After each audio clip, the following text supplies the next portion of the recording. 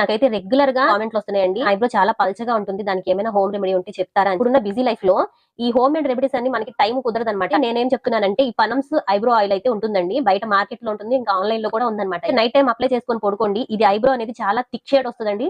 అంటే మనకి స్కిన్ మీద బాగా హైలైట్ అవుతుంది, ఇంకా పెన్సిల్ గీస్తే ఎలా ఉంటుందో అలా ఉంటుంది అనమాట. ప్రెసెంట్ నేను కూడా ఇదే యూస్ చేస్తున్నానండి, నా ఐబ్రో అయితే చాలా గ్రోత్ వచ్చింది. సో దీని లోపల ఆయిల్ అయితే ఇలా ఉంటుందండి, దీన్ని ఎట్లా అప్లై చేయాలో చూపిస్తానండి. దీన్ని ఇట్లా ఓపెన్ చేసి ఒక ఇయర్ బడ్ తీసుకొని ఇలా డ్రాప్ వేసుకోండి. ఐబ్రో అనేది మనకి ఇలా ఉంటుంది కదండి షేప్.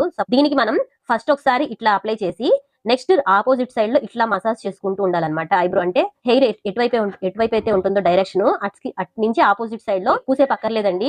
60 సెకండ్స్ ఇట్లా అనుకుంటే చాలు, అప్లై చేసుకొని పడుకోండి, ఇంకా అంతేనండి. 15 డేస్ లో మీకు ఐబ్రో గ్రోత్ అనేది బాగా ఇంప్రూవ్ అవుతుంది. లేదక్క మేము ఈ ఆయిల్స్ ఇవన్నీ వాడము, మాకు హోమ్ రెమెడీస్ ఉంటే చెప్పండి అని అంటే ఖచ్చితంగా ఆ వీడియో కూడా నేను పోస్ట్ చేస్తానండి. వీడియో నచ్చితే లైక్ చేయండి, ఇంకా మీకు ఎటువంటి సందేహాలు ఉన్నా నాకు కామెంట్ చేయండి, కంపల్సరీ నేనైతే రిప్లై ఇస్తాను.